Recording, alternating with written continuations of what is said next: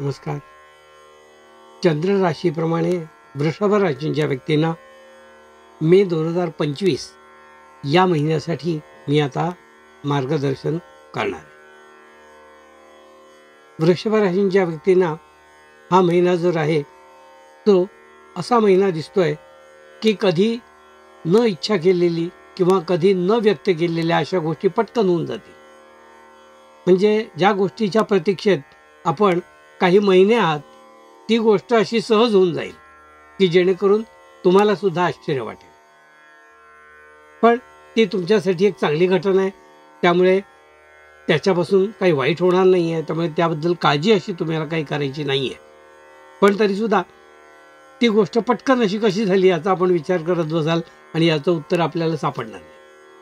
पण ग्रहांच्या संयोगाने आणि ग्रहांच्या अनुकूलताने काही गोष्टी अशा घडतात की ज्या आपण प्लॅन केलेल्या नसतात, त्या सुद्धा पटकन घडून जातात. तर या महिन्यात अशा काही गोष्टी ज्यासाठी आपण काही महिने वाट बघितल्या त्या गोष्टी सुद्धा पटकन अनपेक्षित होऊन जातील.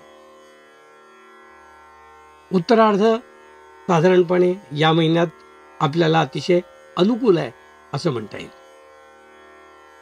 व्यवसाय करणारे जे लोक आहेत त्यांना व्यवसायात उत्तम गती आणि पुढची दृष्टी एक दिसू लागेल. लघु उद्योजक जे आहेत त्यांना सुद्धा पुढचं प्लॅनिंग करण्यासाठी हा महिना एकदम योग्य आहे. पुढे साधारण 1-2 वर्षासाठी आपण काय करू शकतो याचा अंदाज तुम्ही या महिन्यात हळूहळू काढायला सुरुवात करा. कारण काही व्यक्तींना याचं अगोदर एक सूचना मिळत असते की आपण केलेल्या आत्तापर्यंतच्या अनुभवाच्या जोरावर काय गोष्टी कोणत्या वेळी होतात. तर त्याप्रमाणे आता तुम्हाला हे कळत जाईल आणि त्यामुळे तुम्ही ती आपली भरभराट जी आहे ते करू शकता. पूर्वीचं तुमचं जुनं येणं काही असेल तर ते या महिन्यात वसूल होईल. कारण काही वेळेला आपण एखादी गोष्ट मिळावी व्हावी म्हणून प्रयत्न करत असतो, पण नाद आपण सोडून देतो कंटाळा येऊन की हे काय होणार नाही असं म्हणून सोडून देतो. पण तसं करू नका. थोडंसं पुश करा. या महिन्यात तुमची जुनी येणी जी आहेत ती एक एक वसूल होतील आणि तुम्हालाही आश्चर्य वाटेल हे कसं काय घडलं म्हणून. पण ते घडणार आहे. त्याच्याबद्दल अजिबात आश्चर्य वाटून घेऊ नका. उलट त्याचा पाठपुरावा करा असंच मी म्हणेन. प्रकृतीच्या बाबतीत जर विचार केला तर या महिन्यात त्याबद्दल तुम्हाला काही खूपसा त्रास आहे असं दिसत नाही आहे. उलट तुमच्यातली काही क्रिएटिव्हिटी आता पुढे येईल की ज्या गोष्टी तुम्ही खडतर पद्धतीने मार्ग आक्रमत होतात तो मार्ग आता तुमच्यापुढे सुकर होऊन अगदी सुलभ होऊन समोर येईल असं दिसतंय.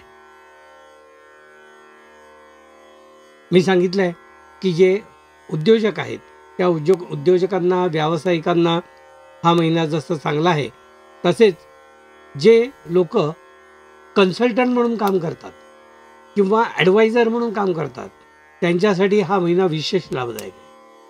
त्यांना त्यांच्या कामाला बऱ्याच डिमांड किंवा बऱ्याच ठिकाणून मागणी येईल आणि त्या ठिकाणी त्यांना त्या मागण्या पुरवाव्या लागतील.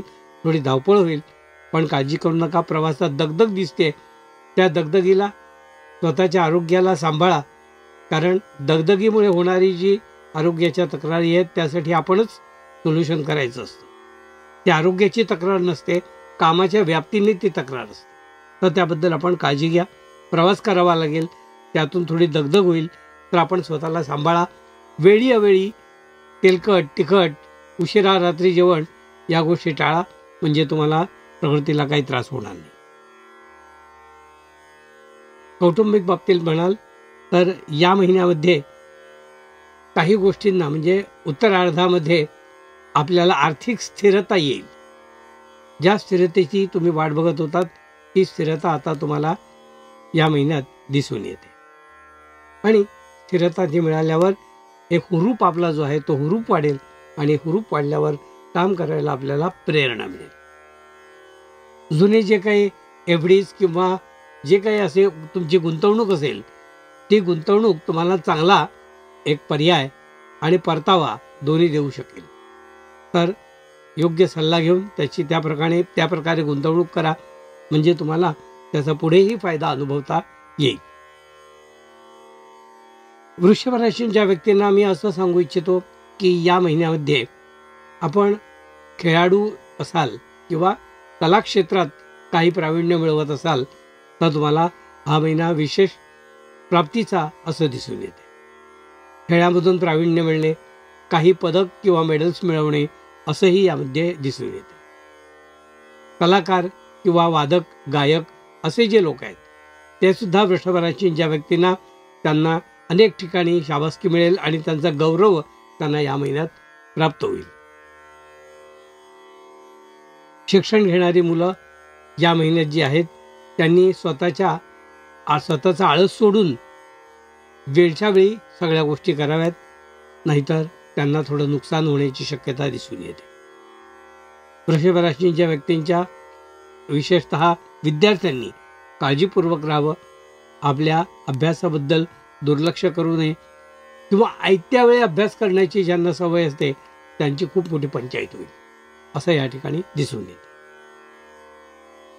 कौटुंबिक बाबतीत आपल्या मोठ्यांचा सल्ला आणि आदर तुम्ही ठेवा आणि त्या सल्ल्याप्रमाणे वागा, म्हणजे तुम्हाला त्यांचाही चांगला आशीर्वाद मिळेल, सगळ्या गोष्टी सुलभ होतील.